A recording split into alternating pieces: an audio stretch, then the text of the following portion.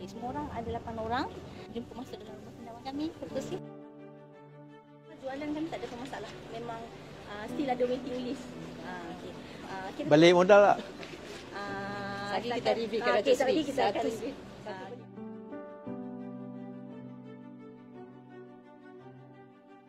Pernama baik ke ni all this hasil?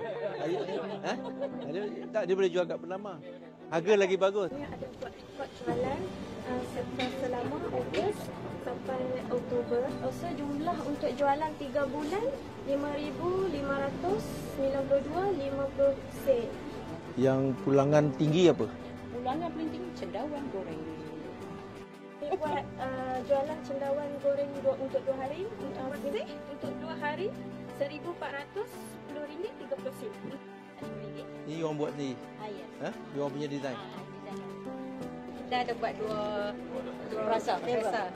Satu original dan satu spicy. Dua-dua sedap.